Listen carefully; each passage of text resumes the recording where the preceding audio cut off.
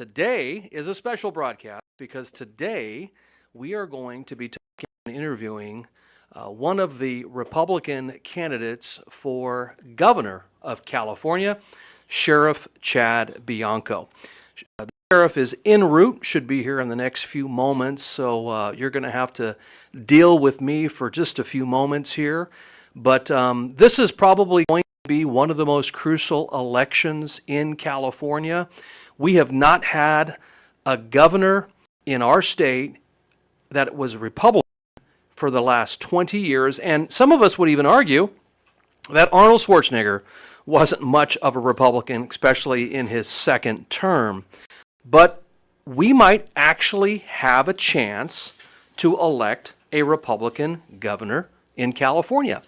Not only in 2026 could we elect a Republican governor, but it's very possible we could also elect a conservative-minded independent for insurance commissioner and some other down-ballot tickets that are extremely important in the state of California.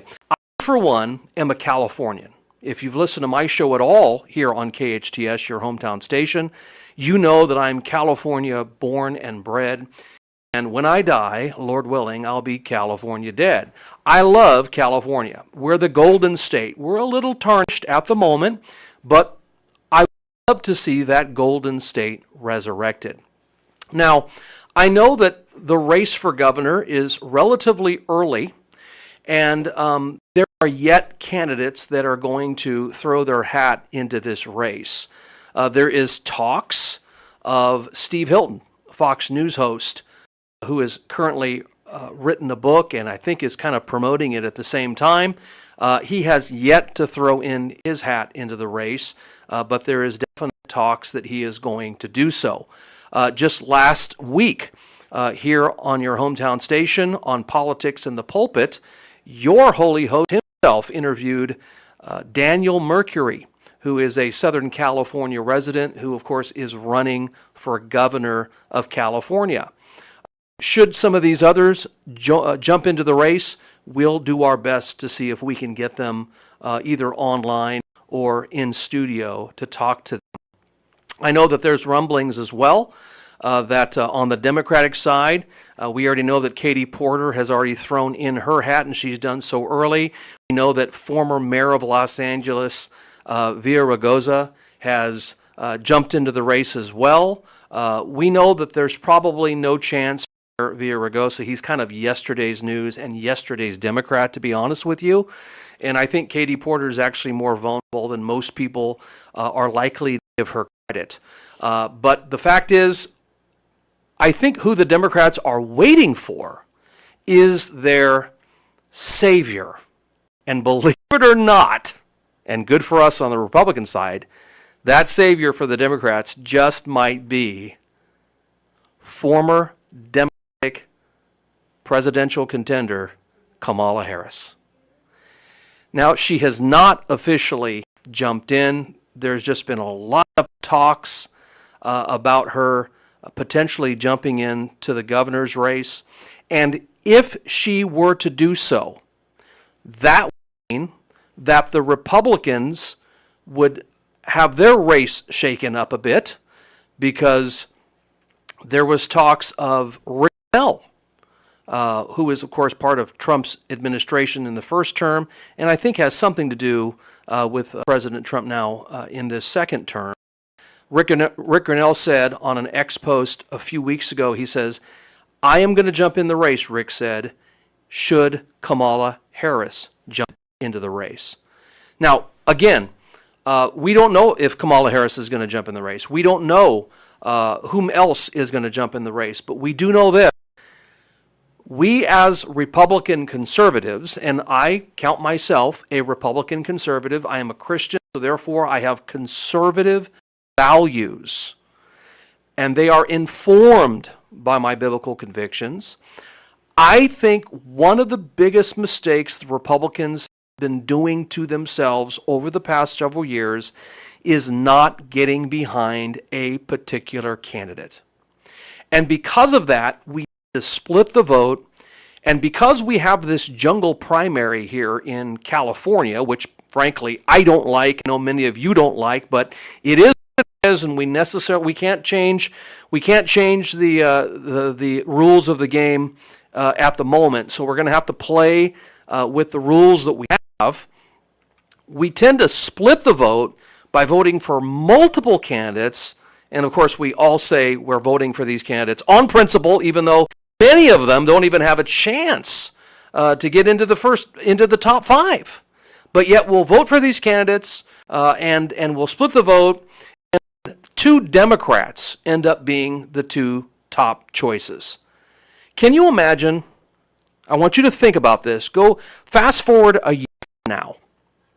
We've gone through the devastating Democratic response to the wildfires here in Los Angeles in January. We've got fires raging all across the state because of bad forest management and the governor not doing his job and clear-cutting our national forests. We've got high gas prices. We've got the highest taxes. We've got high energy costs. We've got homelessness through the roof. We've got all these problems in California, and the Democrats have been in control now for well over a decade on the state level and in the governor's office now for 20 years. The Republicans' hands are clean, folks. So let's not screw this up by splitting our votes 1,000 different ways when we could get behind one proven candidate for 2026. I also am not one of these guys that believes that we need to recall Gavin Newsom. He survived a recall. I backed that recall initially, but the fact is Gavin beat that recall, and he came out on the other end of it much stronger than he was prior to the recall. Gavin Newsom is a lame duck, folks. Stop falling for these, these emails that are coming into your email list, and stop looking at these Facebook posts and these Instagram posts and these X feeds where it says we need to sign the petition to recall Gavin Newsom. Listen, he's a lame duck, folks. The guy's going to be out of office by January of 2027. He's done. Now, some people are saying, well, what about Mayor Bass? Let's recall her. Well, there's probably more of a chance to do that. But the one guy that may have had the chance to actually unseat her, a man by the name of Caruso, who I like in a lot of ways, just totally shot himself in the foot the other day when they asked him if he would back a recall against Mayor Bass. And here is what he said. I don't want to back a recall because it may make me look like I'm a racist. And folks, that is just not the right response. Well, we are now pleased to have with us now Sheriff Chad Bianco of Riverside County. Chad, welcome today to KHTS and your hometown station. Thank you very much. I'm happy to be here. I'm assuming you've been busy today. I've been very busy today. How was the lunch today, or the Lincoln Club? Nice. It was very nice. Was there a good reception? It was. I appreciate the questions. I appreciate what seems to be very good support, and look forward to continuing, expanding, and all those good things. Well, I was going to be there today, but because I'm doing this interview and we're hosting the meet and greet tonight, I figured it's an overkill for you. Well, that's okay. There's no such thing. Too much pasture cook in one day. So, Chad, first of all, it is our pleasure to have you here. Thanks for agreeing to doing this special interview today on your hometown station. And welcome to Santa Clarita, which, of course, is a district that I hope and pray is the districts that kind of makes the difference when it comes to the governor's race. Yeah, absolutely. What we're hoping and we're banking on Southern California making the difference in this election. We really haven't made a difference in any of the elections prior for decades. It's been a long time since we actually elected someone from the Southern California counties to represent Southern California. And with the law enforcement background, we're hoping that that makes it a little bit easier for people. I certainly have I've proven myself and my ability to not only lead, but to represent all of our residents, all of California, and that's what we're going to do for the state. I guess one of the questions that some of our listeners would like to ask if they were able to call in right now is this: what makes you, Sheriff Bianco, qualified to tackle very unique problems we face here in California? Yeah, it's a fantastic question. And I can honestly tell you that I feel, and many people feel, that I'm more qualified than anyone else that's going to be on this ticket. And quite frankly, more qualified than anyone in previous tickets that we've had where we have elected representatives that we really either didn't know anything about or certainly did not have the government ability, the proven government ability to go into the state and make a difference, to lead in what benefits Californians rather than an agenda or a personal belief or personal agenda or political agenda. And for 32 years now, I've been representing Riverside County in keeping them safe, protecting them, providing that service to them. And then the last 6 as the sheriff of the second largest. LA County is bigger than we are, obviously, but I'm the second largest sheriff's office in the state and the 4th in the country. A $1.2 billion budget with 4,400 employees. There's no one else that can say that they have successfully managed an office like that, especially a political office, representing all of Riverside County, not a political party. And that mentality, my leadership ability, all I'm doing is expanding that to the state rather than just Riverside County. Yeah. Now, you're well known, Sheriff, here in Southern California. You've kind of made a name for yourself beyond just your county.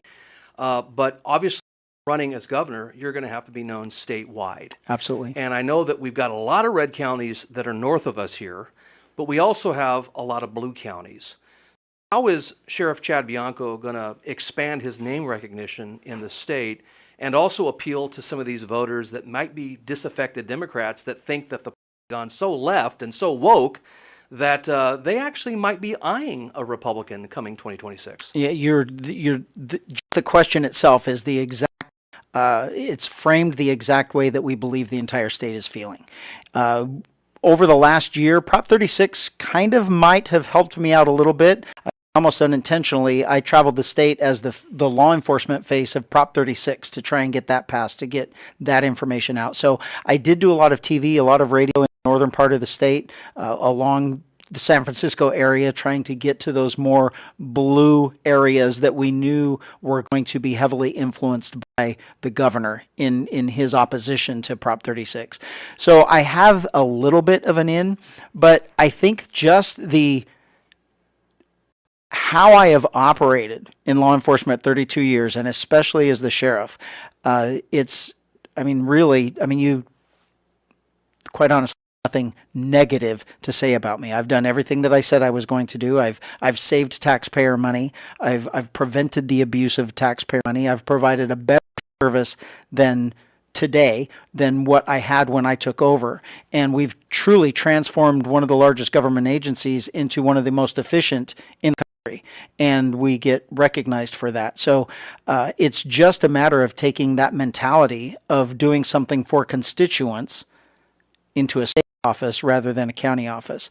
And the fact that I've been doing this for everyone for 32 years and for everyone as the sheriff for the last 6, that's something that no other candidate is going to be able to say that they have done. They're going to promise you something. I don't have to promise you, I've already shown you. So for those residents that of California that maybe never have voted for a Republican before, there were a lot of people telling me to, you should change your voting to Democrat. It's like, well, that's not who I am. I'm not going to lie to the voters to try and get their vote. They know exactly who I am, but they also know that I am here for them, not for myself. And I think that's what's going to resonate better with the voters. It is completely obvious because of my past that I do things for other people. I'm here for them. If you're just listening to us today, this is KHTS, a special broadcast with Sheriff Bianco running for California governor here. Chad, I wanted to ask you this question. There is no doubt that as we look at California, I'm a native Californian. I'm assuming you're a native Californian? I'm not. I'm a transplant. I came here when I was 21 years old from Utah. From Utah. I'm a native Californian. I was just saying before you came on air that I'm a proud California. When I die, I'll be California dead. I love California. I want this state to be a golden state again. It's a bit tarnished, but Democrats have been in charge on the state level for almost 20 years. At the Sacramento level, they've been in charge for the last 10 years with a supermajority. Republicans have virtually haven't had their hands in any of the junk that is happening in our.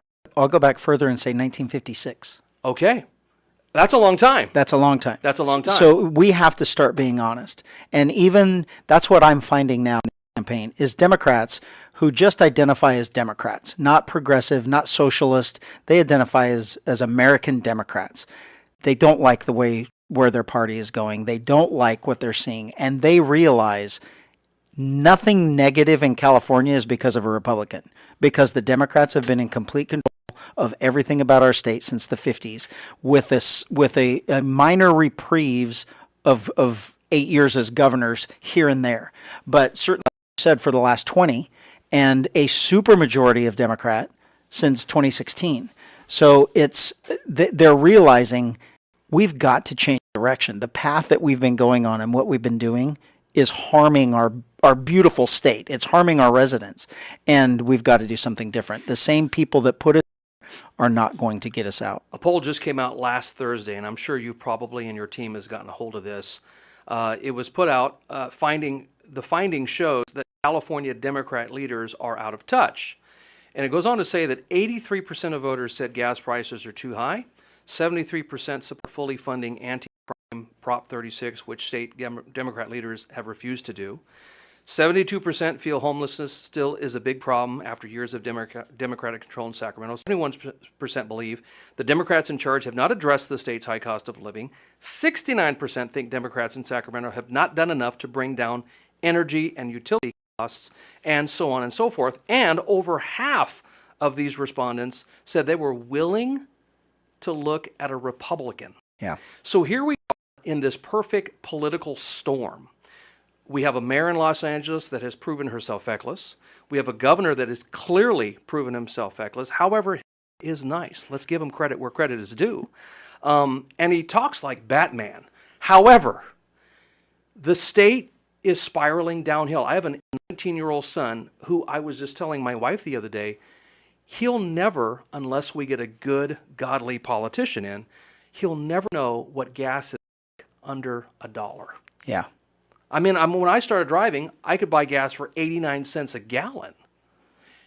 Today, this morning, I filled my Toyota Tacoma, my Toyota Tundra, $135. Yeah. Because it was $4.85. Yeah, and there is absolutely zero excuse or reason that you can drive. So from Riverside, I can drive 3 hours and either go to Nevada or to Arizona and pay almost $2 a gallon less. Absolutely. There is the only reason is because we have a government that is money hungry, that wants more control of us. There's so many different aspects that go into it. They want to force you to not drive. They want to make it so expensive for you to drive that you don't want to. So they just keep taxing us more and more and more. And when they couldn't tax, they changed the tax to a fee. So they didn't have to get approval. And now they just call it fees. And it's government control of our lives that truly is harming us. And you mentioned your son. I came here for the California dream. I truly did. I wasn't born and raised here. I didn't know that there was this beacon on the West Coast that drew me here. And I truly did live it. I married my perfect wife. I had my perfect kids. I raised them. I have a great life. My dream was achieved. My kids don't have that opportunity. They're looking at leaving because there is no opportunity for him. They know that they probably will never be able to afford to buy a house. They can't afford food. They can't afford gas. They both have to work and they can't afford daycare. It's crazy where we are as society in California, the greatest state in the country. Sure. And we are pricing people out of it, and it truly is regulation and tax. So let's go through a little around here, because obviously these are some of the main issues that Californians are really concerned about. And I'll just throw out the word, and you give me your plan for when you want to, how you want to address it. Crime. Crime is easy. Crime has been my life for 32 years. Crime is completely out of control, and why we cannot solve it now is because of Sacramento. Sacramento has a love affair with criminals that will end when I get there. Crime, the only way to stop crime is to make crime not profitable, or there be a punishment for bad behavior. And Sacramento's taken that away, and they've emboldened and empowered criminals. That will end. Homelessness. We got problems. Irwindale right now is dealing with a homeless situation as we speak. How does Governor Chad Bianco, should you be blessed, take care and tackle homelessness? With honesty. It isn't homeless. They're drug-induced psychosis, mental health issues because of drug abuse and drug addiction, and that is why they are there. They had homes. They were kicked out of their homes, or they're not welcome in their homes for their actions or for theft or whatever the case may be. Have to be honest with it. We are allowing them to sit on our streets and rot in their own skin because we won't address the real problem of drug abuse. We absolutely force them into rehab. Prop 36 would do that, would allow us to send them to jail or to rehab, and we will be able to send them into rehab like we did before Prop 7 in 2014. So my whole career as a deputy, we could send them to rehab, and a lot of times they got fixed. Maybe it took them 2 or 3 times of rehab. Sometimes it was the first.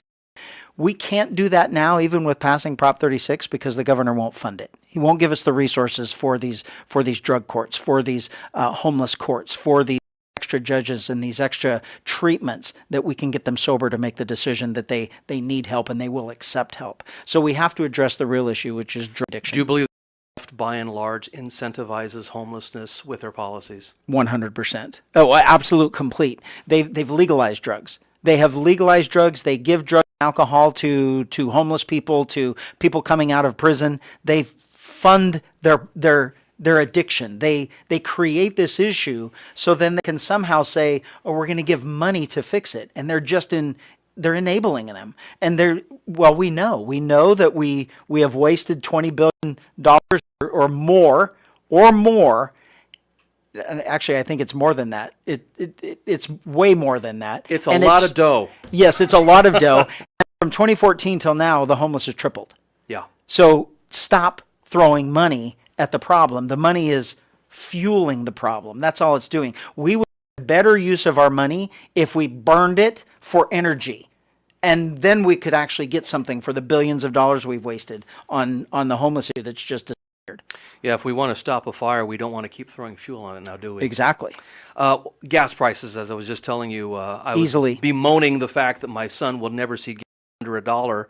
But, I would be content if we can just see gas at $2. Yeah, it's punishment and nothing but punishment. That's all it is. So the taxes and the fees, gone. The gas tax and the fees on that are labeled as fees, but they're really taxes, gone. Let me press on that if I could, Sheriff. Obviously, we have a supermajority of Democrats in Sacramento.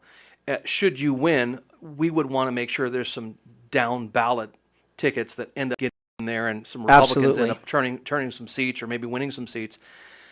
Let's say you go in and the down ballot is not quite what we want, and you're going to have to face a Democratic supermajority. How do you finagle these guys? What do you do to convince them, hey, we're going to stop punishing the people of our state? Yeah, that doesn't scare me at all. This is common sense. This is reasoning ability, common sense, working ability with other people. And quite honest, it'll be transparency. And where we're suffering in California is a complete lack of transparency from Sacramento. No one knows what goes on behind those doors. Those doors will be open when I get there. Everyone will know. So if someone is stopping the elimination of that gas tax, will know who is stopping the elimination of that gas tax, and they will suffer the consequences at their next election, because the entire state wants those gone. I mean, this is a partisan issue. This is a Californian issue. We're tired of paying so much for everything, and we want it fixed. Here's something that I think is going to happen be absolutely like day one kind of tackle problem. Energy, utility costs, and if we want to throw it in there, insurance. Complete cluster. Yeah. And that is a trinity that we do not want to worship in California. Yeah, it's absolutely government caused regulations, just ignoring the issue, ignoring the problem, blaming it on something else.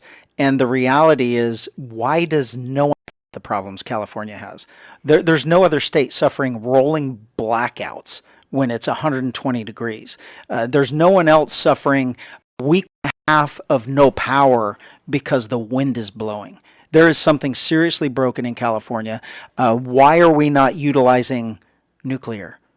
Everyone else is. I mean, there are other places in the world that we know that if we're going to say, if the left is going to say that they are so concerned about the environment and pollution and all of those things, but they won't go to the cleanest power and energy available in nuclear, which is the most reliable, the most efficient, and really now we're almost probably talking the cheapest.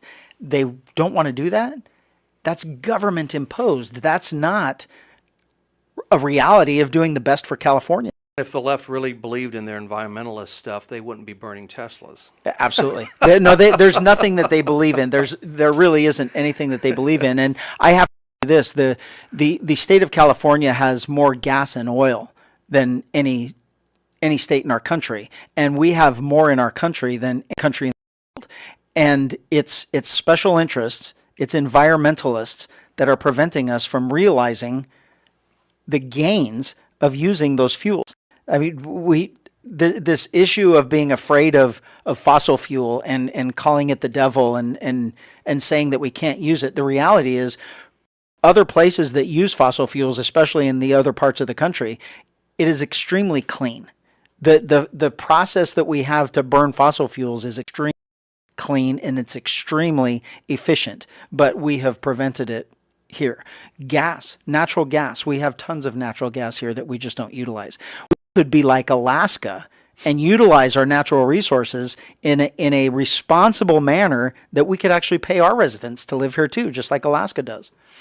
Last November, there was a resounding victory for President Trump's agenda with a pretty resounding win last November. And I think one of the reasons why President Trump won is because of common sense. Mm-hmm. And the whole tackling of the woke agenda, which, again, I think is just common sense, but the other side doesn't see it quite like that. But here in California, like the proverbial slayer in a slasher film, that boogeyman keeps getting back up. The woke boogeyman keeps getting back up. What could a Governor Bianco administration in California do to finally put the one and only stake in the woke vampire's chest? Yeah, so we have to get to a point. The problem with this woke nonsense is it's almost like a bully. It's like, if you're not woke, you're a racist, or if you're not woke, you're a homophobic, and a good person doesn't want to be labeled as something. They don't want to be called something, especially something horrific. I mean, the worst thing for anybody is be called a racist. There are not too many racists out there. Mm-hmm. There may be a handful. That's it. But there is no systemic racism. But none of us say we don't. I don't want to be called a racist, so I don't want to offend anybody and be called a racist. So I'm just going to avoid it. I'm going to stick my head in the sand and completely avoid it. And we're not addressing this wokeness with truth, common sense, calmness. I mean, it isn't science. I mean, you don't even have to be a brain surgeon to know that there's a major difference between a boy and a girl. And there's only two of us. Regardless of what anybody wants to believe or pretend, there's two of us. And as a dad of boys and girls, and as a coach of middle school and high school boys and girls, there's got to be something more obvious than common sense, more obvious than reason, more in your face than those words to say those two groups should not be competing against each other. A boy cannot compete against a girl. It's everything that we're dealing with is because were afraid to offend someone. And somewhere along the way, truth started offending people that didn't want to agree with the truth. If you don't want to agree that there are only two genders, which is an absolute unarguable fact, then you get offended. And we good people don't want to offend anyone. So if I have a fault, there's not much of a filter that goes from my brain to my mouth. And in that, I'm not afraid to speak truth, and I'm not afraid to speak reason and common sense. Well, I can say as a pastor for the last 23 years, I have not got any problem offending anybody either. Been doing it every Sunday for the last 23 years. I'm sure you have, yes. Because the truth will make you free whether you like it or not. Yes. So I wanted to ask you this question too, Sheriff. First of all, thanks again for agreeing to do this special broadcast today here on KHTS. And just a quick shameless plug. Tonight, if you would like to meet Sheriff Chad Bianco, he'll be over at the Freedom's Way Baptist 7 o'clock, and we'll give you the details of that just before. I wanted to mention the whole take a knee thing, because everyone's always bugging me about that, saying, Pastor, ask him about this, ask him about this. And I've heard your explanation for this. And of course, all the guys are going to be throwing in their hat in the ring. They're going to try to label you as some guy that's BLM, a BLM lover and all that. I am absolutely certain that you're probably not a supporter of BLM, like I'm not. But there was all kinds of pressure for everybody to just acquiesce to the whole BLM movement during the COVID shenanigan back in 2020. Yeah. So explain to our listeners, what was your thinking along with the other deputies that took a knee that day? So it was very easy. And the problem is that for all of us, especially if you're a conservative, especially if you're in this anti-woke, if really a lot of us don't believe anything that the media tells us. We believe, but in this particular case, there are certain people out there that, I'm that part of what the media is telling us.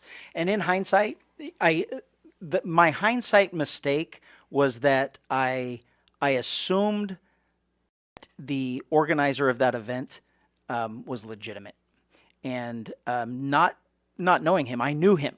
Mm-hmm. I knew who he was. We were dealing with him until the time of the event, and I will say that me doing everything that I possibly could to avoid a horrible outcome like what was going on at the time in LA. The city was burning. Mm-hmm.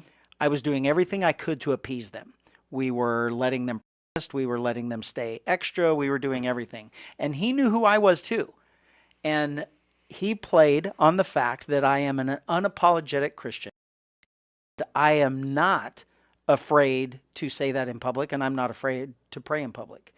And he used that, and then I even and asked my deputies, I was like, hey, you guys, anybody willing to pray? Some of them said yes. Some of them said no. Because obviously you can't force them. Absolutely. And I even told him that. I said, I can't force them to pray. I will. Mm-hmm. I will gladly. And so we started to pray. He starts praying, and he was a religious person. He acted like we had prayed before. Mm-hmm. In the office, we had prayed. And then he's like, hey, can we kneel and pray? And I'm in praying mode. I'm like, of course I can. Always kneel and pray if that's what mm-hmm. is to said. So in hindsight, I know now that when that happened and he took off running, and now I see news cameras, it's like, holy crap, this whole thing was staged. Mm-hmm. And so did I get played? Yes. With him saying what he was saying, would I tell him no, that I would not pray with him? No.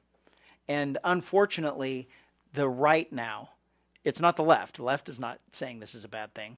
They're probably mad now that they thought that I did, and I really didn't. But the right is going to say that I kneeled to a terrorist organization that despises law enforcement. We're mortal enemies with BLM because it's anti-law enforcement, and we knew that they were lying what they were doing. And so one of my quick answers, that wasn't a quick answer, but the answer is no, I did not. And my reality right now in the country for law enforcement is I am the most respected leaders in the country for law enforcement, in the law enforcement world. Definitely in our state, and most certainly my department. And never could that happen, or would that have happened if I would have knelt to BLM and given in to what their mission was. It didn't happen. If Chad Bianco was the governor in 2020 and 2021, would you have been like Gavin Newsom and told churches you can't meet? Never. That is what prompted me to stand up, and I was one in California. I arguably And maybe I the recall country. that. And I recall that. Yeah, arguably maybe the country, and it was the church thing that did it. I mean, it was bad enough that we were telling people that they had to stay in their house. It's like, well, what if I want to go outside? And what if I want to go to the mountains? No virus or people in the mountains. I just want to get away. And then it's close your business. It's like, well, wait a minute. How are they going to live? And then it's essential businesses. And it's like, well, my example to them was, I know single moms that work multiple jobs to provide food for their kids. Yeah. And you're going to tell her now that she can no longer do it. And then now you can no longer go to church. You can no longer, your church can't open. You can't congregate and pray and do what we as Christians know we should be doing. And that was the breaking point for me. And that's the morning that I went to our board and said, it isn't going to happen here. If you want to meet Sheriff Chad Bianco, you'll have an opportunity to do that tonight. Our church will be hosting an event, not a supported church event, but our church property will be opening up to folks to come out to meet Sheriff Chad Bianco. If you'd like to come, that's at 7 o'clock tonight at 2355 Sloan Canyon Road, right here in Santa Clarita. You can also find us online at freedomswaybaptistchurch.org, and you can get information there as well. Sheriff, if folks wanted to find out more about you or your campaign, where would they go online? Very easy. BiancoForGovernor.com. You can find me, Sheriff Bianco, on Twitter, Sheriff Bianco on Instagram, and Chad Bianco on Facebook. And thank you so much, Sheriff Chad Bianco, for joining us today on this special broadcast here at your hometown station. Lord willing, we'll see you same time next week for Politics at 2 o'clock here on your hometown station.